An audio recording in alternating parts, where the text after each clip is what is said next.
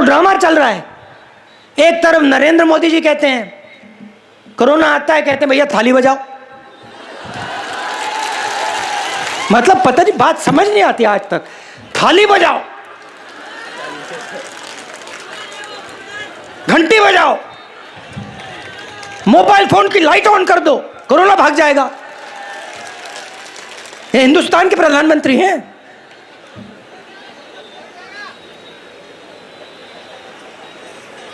भाग गया कोरोना, भाग गया। मैंने पिछले साल फरवरी में कहा था कोरोना से जबरदस्त नुकसान होने वाला है। ये हमारे मीडिया के जो मित्र हैं, क्या ये आप बड़े होशियार हो, सब समझते हो आप लोग। खरीदा हुआ ये कहता है राहुल गांधी सबको डरा रहा है। ये खरीदे हुए लोग कहते हैं राहुल गांधी सबको डरा रहे हैं।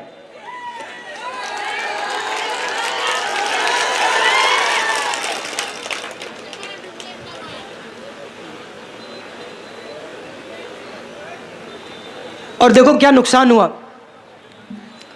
मोदी जी लॉकडाउन करते हैं बिना किसी से पूछे। मैं मजदूरों से मिला, लॉकडाउन के समय मिला, कहते हैं, मैंने पूछा भैया बताओ क्या हुआ। मुझे कहते हैं देखिए राहुल जी हमें एक बात समझ नहीं आई, इस आदमी ने लॉकडाउन किया, हमें एक दिन तक नहीं दिया।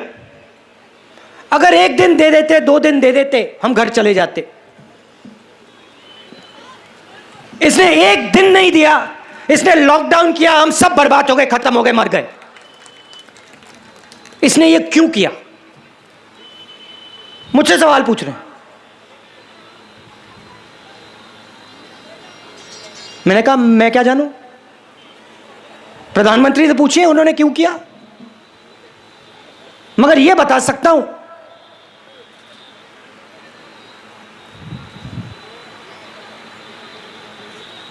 जिसमें अपने दिल में आपके लिए इतनी भी जगह होगी, वो ऐसा काम कभी नहीं कर सकता है। वो मर जाएगा मगर ऐसा काम नहीं करेगा। और जब मजदूर हाथ जोड़ के कहते हैं भैया हमें बस का टिकट दिलवा दो, ट्रेन का टिकट दिलवा दो, वापस घर जाना चाहते हैं, बंगाल जाना चाहते हैं, तो सोनार बंगला वाला आदमी कहता है नहीं हम तुम्हें नहीं देंगे, 1 रुपया नहीं देंगे, मर जाओ।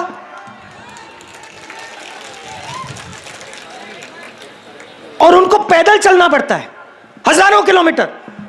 कोई भूखा मर रहा है, कोई कोरोना से मर रहा है, कोई फर्क नहीं। और उसी समय नरेंद्र मोदी लाखों करोड़ रुपए अपने 5-10 बिजनेस वाले मित्रों का टैक्स माफ करते हैं। कहते हैं अर्थव्यवस्था चालू करनी है।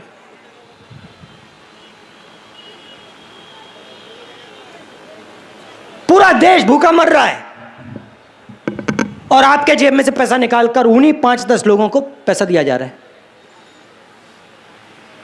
और अब ये नए 3 कानून लाए किसानों के खिलाफ। यहां आपने मुझे बताया कि यहां तो मंडी नहीं है, 3 रुपया केजी चावल, किसान मंडी नहीं है, मगर बाकी देश में जो मंडियां हैं उनको बंद करने मोदी जी। ऐसा कानून लाए हैं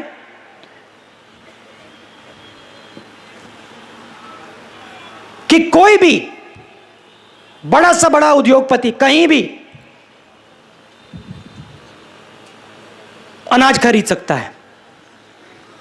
मतलब गरीब से गरीब किसान को हिंदुस्तान के सबसे बड़े उद्योगपतियों के सामने खड़ा कर रहे हैं। और फिर कानून में लिखा है कि अगर किसान सही दाम मांगे तो किसान कोर्ट में नहीं जा सकता। और तीसरा कानून कहता है कि हिंदुस्तान के सबसे बड़े उद्योगपति जितनी भी जमाखोरी करना चाहते कर सकते हैं। तो पहले छोटे बिजनेस वालों को मारा, दुकानदारों को मारा,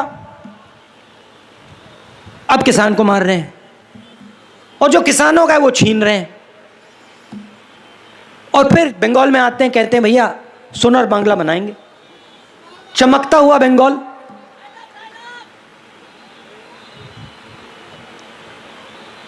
जहां भी जाते हैं यही कहते हैं, सुनहरा तमिलनाडु, सुनहरा असम, सुनहरा यूपी, सुनहरा बंगाल। मगर किया क्या आपने? कितने युवाओं को आपने रोजगार दिया? हिंदुस्तान की अर्थव्यवस्था को आपने खत्म कर दिया, नष्ट कर दिया। बाकी दुनिया पहले देखती थी, कहती थी देखो हिंदुस्तान कितनी तेजी से आगे बढ़ रहा है, आज मजाक उड़ाते हैं। मेरे पास लोग आते हैं, विदेश से लोग आते हैं, मुझसे सवाल पूछते हैं। पहले पूछते थे भैया एक बात बताओ, ये जो आपका देश है, अलग अलग भाषाएं, इसमें अलग अलग धर्म हैं,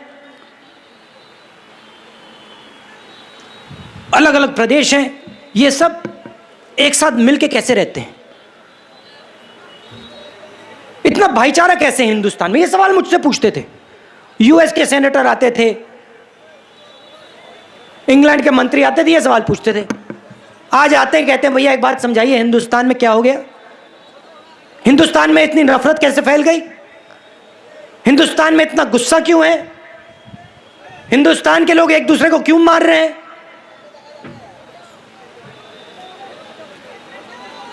ये है नरेंद्र मोदी जी, आरएसएस की देन। ये इनका काम है।